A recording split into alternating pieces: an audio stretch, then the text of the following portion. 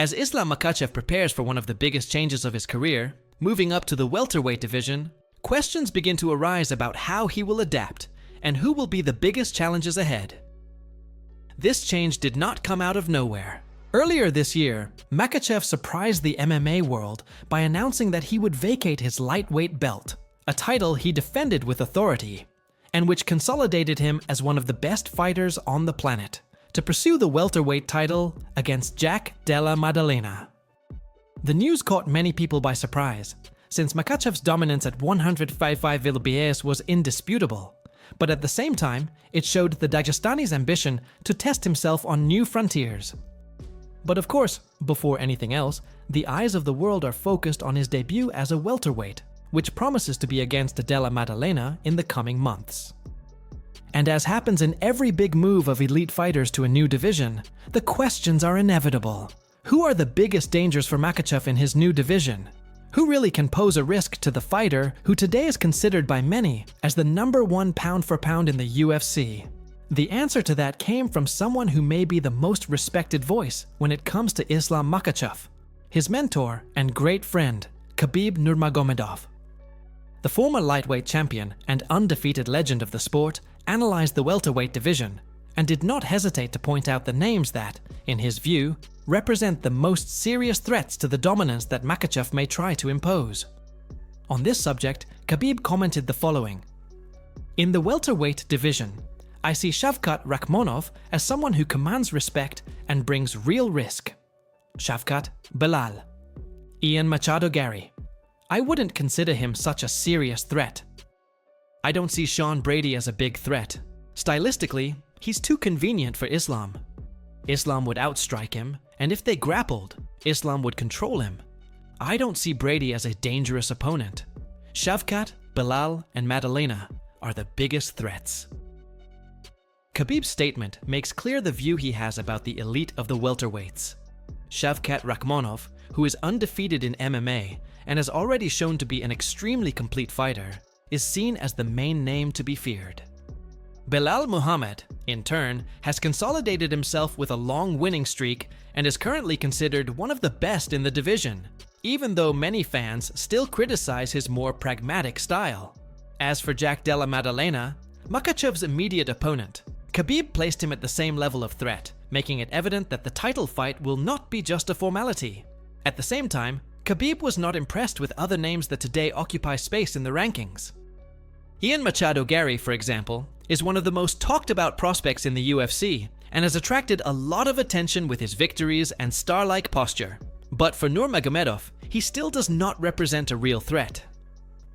The same goes for Sean Brady, who despite having a strong grappling game, in Khabib's view would not have enough weapons to deal with Makhachev's arsenal. This panorama reveals well how the welterweight division is in a moment of transition. The old kings of the division, like Leon Edwards, Kamaru Usman, and now Belal Muhammad, still appear among the best in the rankings, but new names are already beginning to emerge. Besides Shavkat and Gary, fighters like Sean Brady and Michael Morales have been gaining more and more space, showing that the future of the division may be even more competitive. In the specific case of Ian Machado Gary, the Irishman will still need to prove once again that he is ready to compete for the title. Much has been said recently about a possible fight between him and Leon Edwards, which would be a clash of enormous interest, but Gary himself has already denied that this was being negotiated for the end of the year. Still, it seems only a matter of time before he gets his opportunity, as long as he can overcome another big name within the top 5. Meanwhile, Islam Makhachev continues training hard, aware that the new division will require from him a physical and strategic adjustment. The Dagestani is used to imposing his strength at lightweight, but he will face naturally bigger, stronger athletes with different types of game. If Khabib's analysis is correct, the biggest challenges are already mapped out. Shavkat Rakhmonov, Belal Muhammad, and Jack Della Maddalena. And the big question that remains is whether Makhachev will be able to repeat at 170 pounds the absolute dominance he exercised at 155 pounds. Khabib Nurmagomedov also made it clear that he does not consider Ilia Topuria the best lightweight in the UFC today. Topuria won the division's belt in June at UFC 317 when he brutally knocked out Charles Oliveira and took over as the new lightweight king. However, even after that impressive victory, which made the MMA world talk about the Spaniard nicknamed El Matador, he still has not managed to convince Khabib that he is the true heir to the throne that once belonged to Islam Makhachev, Khabib's teammate and protege. Recently, the undefeated former champion was asked how he views a possible title fight between Ilia Topuria and Arman Tsarukyan, the Armenian who today occupies the #1 spot in the lightweight rankings. Tsarukyan has a solid campaign in the UFC, with 9 wins and only 2 losses inside the octagon, which puts him, according to many fans and analysts, as the fairest and most prepared challenger to compete for the 155-pound title. Despite this, Dana White has already declared that Tsarukyan will need to achieve one more big victory before receiving the chance, especially after having pulled out of the fight against Islam Makhachev at UFC 311, just 24 hours before the event in January of this year. On this possible clash between Arman Tsarukyan and Ilia Topuria, Khabib Nurmagomedov commented the following: "I don't see Topuria having a chance. Arman fights too well at range against strikers. He keeps the distance well, works better with his kicks.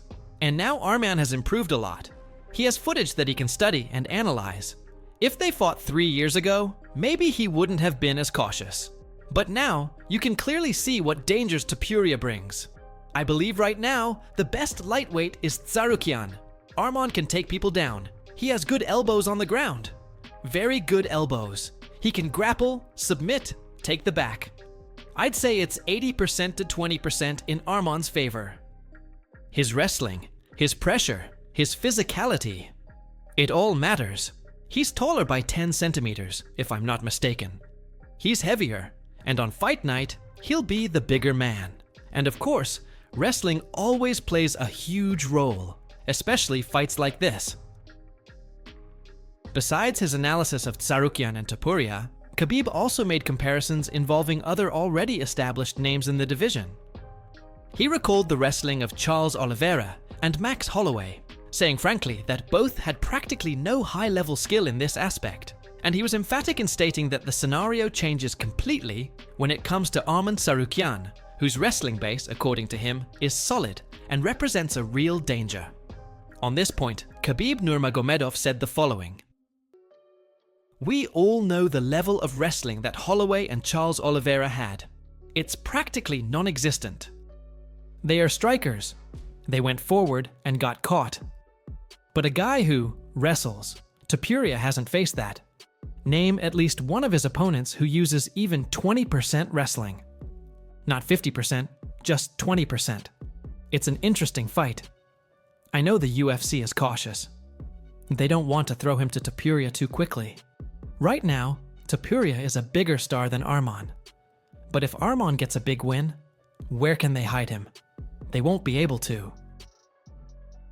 Meanwhile, another narrative is growing behind the scenes and among fans, that Paddy Pimblett could be the next challenger for the lightweight belt. The Englishman, known for his charisma and bold style, has been accumulating important victories and already has a 7-0 record inside the UFC. What draws even more attention is that Pimblett has an old rivalry with Ilia Topuria, marked by the controversial physical confrontation the two had in a hotel in March 2022. Despite occupying only the 9th position in the rankings, Pimblett was called into the octagon for a face-off with Topuria right after the Spaniard's victory at UFC 317 in June. That moment ignited speculations about a possible duel, and the narrative gained even more strength recently when, without even fighting, Paddy Pimblett moved up 2 positions in the ranking and took 7th place. This movement was interpreted by many fans as a clear sign that the UFC is already preparing the ground to give him the next title shot. Still, there is a deadlock. If Pimblett really jumps the line, that would mean surpassing not only Arman Tsarukyan, but also other solid names in the division who built a longer path to the top. For part of the public, this would be just another marketing move by the UFC, taking advantage of Paddy's popularity. For others, it would be a big risk to put Pimblett so early against a dangerous champion like Ilia Topuria.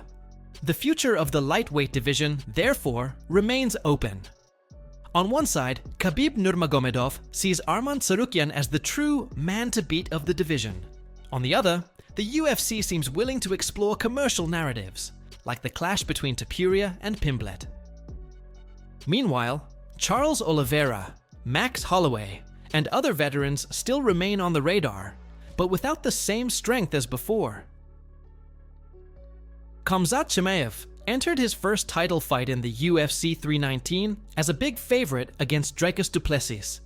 Even so, he managed to exceed all expectations with a dominant and suffocating performance over 5 rounds.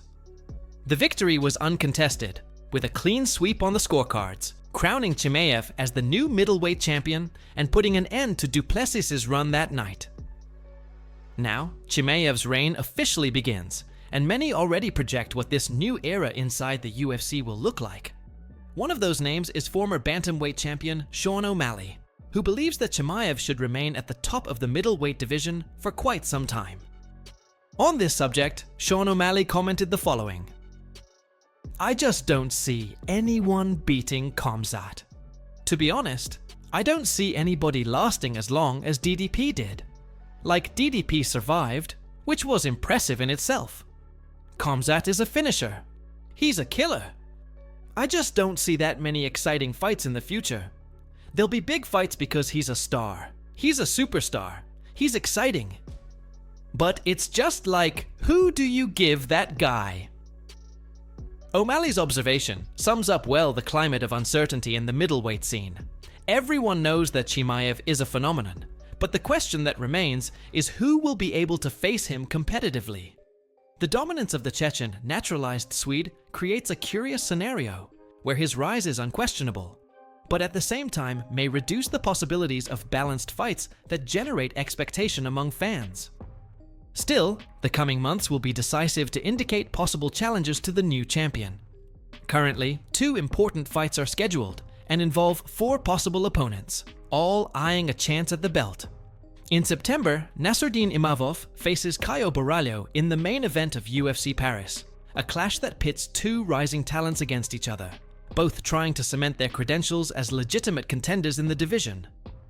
Then in October, at UFC Vancouver, it will be Renier de Ridder's turn, who remains undefeated inside the UFC, to test himself against Anthony Fluffy Hernandez, another tough name who comes in on a roll and determined to shock the world. According to UFC CEO Dana White, the fighter who delivers the most impressive performance among these 2 matchups will likely secure the next shot against Khamzat Chimaev for the middleweight title. This makes it clear that the organization is paying attention not only to the wins, but also to the impact and style of each athlete inside the octagon. Regardless of who comes out victorious, one thing is certain: they will all have to deal with Chimaev's main weapon, his wrestling. And here it is not just about a good takedown game, but one of the most devastating tools that exist in the sport today. The way Chimaev controls his opponents on the ground, combined with the physical pressure and suffocating pace he imposes, makes him a challenge of another level for any fighter in the division. The big question mark is whether Imavov, Borralho, de Ridder, or Hernandez will really have the resources to neutralize this game, or if they will be just more names added to the champion's list of victims. What seems increasingly clear is that the middleweight division has entered a new era, and all eyes will be on the next chapters of Khamzat Chimaev's journey.